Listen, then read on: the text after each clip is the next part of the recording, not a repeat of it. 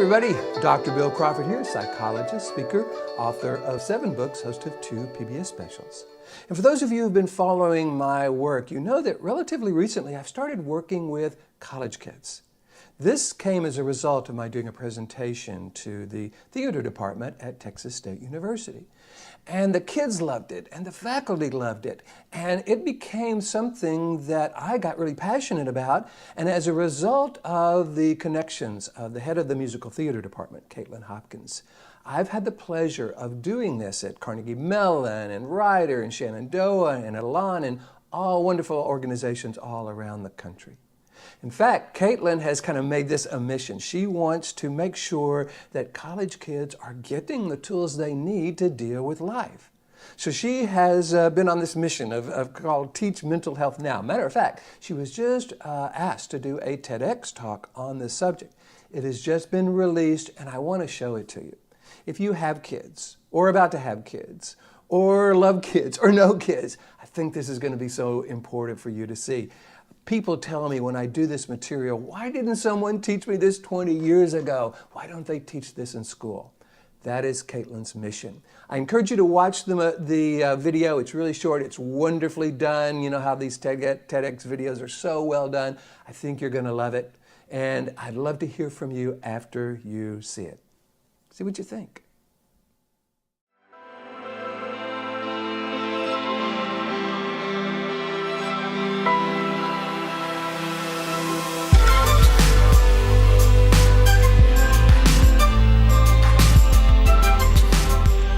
In the spring of 2009, I got a call from a guy I didn't know to go to a place I'd never heard of and interview for a job I had never done. And I had no idea why. The call came from Dr. John Fleming, who at the time was the chair of the Department of Theater and Dance at Texas State University. And he wanted to know if I would be interested in creating a new Bachelor of Fine Arts degree, or BFA, in musical theater. I never even finished college, so although I had been performing professionally for over 25 years at that point, creating a college musical theater program was not on my resume or my bucket list. Also, I'm a native New Yorker, so the idea of moving west of the Isle of Manhattan was ridiculous to me on so many levels, I can't even tell you. The only wildlife I'd ever seen was a cockroach. That being said, whether it was fate, the universe, or Dr. John Fleming being a particularly persuasive human, I left a successful career as a film, television, and Broadway actress to start a new career as a college professor. I was 45 years old. My husband and I owned a beautiful condo on the Upper West Side of Manhattan. I was set to go into the Broadway revival of Bye Bye Birdie, and instead, we moved to San Marcos, Texas. I was raised in show business. My mother is an award-winning actress, my father was an award-winning theater and film producer, and my stepfather was an award-winning screenwriter and playwright. So why is any of that important? Well, between my upbringing and my career, I had opportunities to witness great artists and their creativity. I also witnessed many of their struggles and the challenges inherent in our industry related to mental illness, drug and alcohol addictions, eating disorders, suicide, and more. And after only a few years as an educator,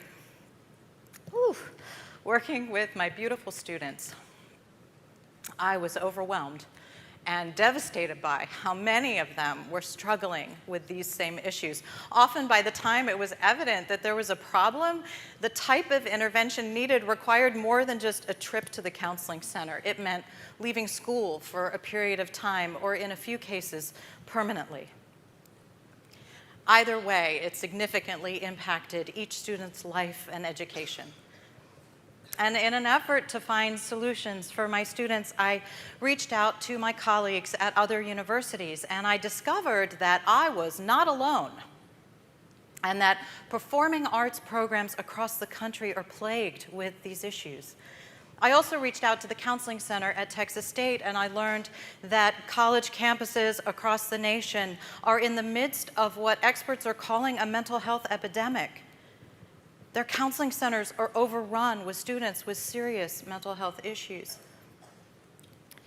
According to the National Alliance on Mental Health, in the last 25 years, rates of depression and anxiety among young people have risen a staggering 70%. Well, artists are certainly in a high-risk demographic for these kind of issues, but so it turns out are a high percentage of college students in general. In fact, 1/2 of all lifetime cases of mental illness begin by age 14. 3/4 by age 24, the age demographic that I work with. And I'm just going to give you an example. In the first 3 years that I was teaching, I had 3 young women who were struggling with eating disorders and body image issues. I had 4 male students who were struggling with varying degrees of drug or alcohol dependencies. I had a student who was diagnosed with bipolar disorder, another student who was struggling with crippling anxiety attacks, and another with debilitating depression. It's estimated that 1 in 4 people between the ages of 16 and 25 have had suicidal thoughts. Well, okay, those are really worrying statistics. But what should worry us more is that those numbers are slated to rise significantly in the next 5 years. According to a 2013 National College Health Assessment report, 1/3 of US college students reported difficulty in functioning due to depression, and almost half said they had overwhelming anxiety. Well, unfortunately, students enter college at a time when they're particularly susceptible to mental illness presenting itself. And sometimes the challenges and stressors of college life can act as triggers, like being away from home for the first time, overwhelming workloads, lack of sleep, fear of failing, sexual identity issues, or living in a tiny dorm room with a pot-smoking, video gaming math major. True story. So it's easy to see how students can get stuck in a cycle of stress and anxiety, which in turn can lead to depression, eating disorders, addictions, and other ways that they cope with and self-medicate their stress. When I started teaching, one of my missions was to approach artist training in a holistic way, challenging the traditional model of focusing solely on performance abilities and techniques, but also educating on a curricular level about mental health and wellness. Our college campuses are the perfect place to do this, and there is exciting information out there that can revolutionize the way our students are processing information when they are under stress. We just have to use it. I want to share with you some of the things that we're doing at Texas State to address these issues. Okay, so in fall of 2014, I met Dr. Bill Crawford. Bill's the father of one of our BFA acting students, and he is also a renowned psychologist. And after seeing what young artists are up against on a daily basis, he offered to come and talk to our students about how to better manage their stress and anxiety. Well, as a result of that visit, I ended up collaborating with Dr. Crawford and creating a curriculum based on his work to address the mental health needs of our students. We're now teaching that curriculum to our incoming freshman musical theater majors to help them better transition into college life, but also to help them deal with the unique stressors of the industry that they're entering. I want to introduce you to a new way of looking at the solution through the science of the brain and how it works under stress. Dr. Crawford's models explain the science behind stress and how to influence our lives in more positive ways. He created a 3-part system he calls Life from the Top of the Mind. I'm going to give you a little taste of it. So, the first thing that we need to understand about stress is what stress actually is. We've been told that stress is what something or someone does to us. Parents stress us out, relationships stress us out, our jobs stress us out. The good news is it's not true. What stress really is actually just a series of chemical changes in our bodies. Those chemicals, for the most part, are adrenaline, noradrenaline, and cortisol. So simply put, that is what stress is. A series of chemical changes in our bodies. Now, those chemical changes are triggered by a part of the brain called the limbic system, or the middle brain. So the problem isn't the stress. I'm going to say that again. The problem isn't the stress. The problem is actually how the limbic system interprets the data it receives. So the key is for us to train the limbic system, which acts like a scanner, a processor, and a router, to take the information it gets from the five senses and interpret it in a way that it can send that data up to the neocortex instead of down to the brainstem. So why is any of that important? In its most simplistic form, these tools teach students how to shift from the reactive part of their brain, the brainstem, where stress, anxiety, their fight or flight response lives. No good decision making is going to come when they are trapped in their brainstems. So these tools teach students how to shift from their brainstem to the upper 80% of their brain, the neocortex. Oh, I feel like there should be a really big sound cue there. The neocortex is awesome. It's where clarity and creativity and compassion and confidence live, and where they can function from a more purposeful part of who they are. Eventually, with practice, they can train themselves to alter the chemical makeup of their bodies from releasing adrenaline, noradrenaline, cortisol, what we just identified as the stress drugs, to releasing serotonin and endorphins. These are chemicals that help us think more clearly and feel better. A few of the other things that we're doing at Texas State to help our students stay out of their brainstem and get into their neocortex and stay there, hopefully for longer periods of time, is we've introduced 5 minutes of mindful breathing or meditation at the top of all of our performance classes. Now, this offers students multiple times throughout the day to reboot their nervous system. That's what I like to call little mini stress interventions. We also have a Big Brother, Big Sister program where current students are mentoring incoming freshmen and our alumni are mentoring our graduating seniors.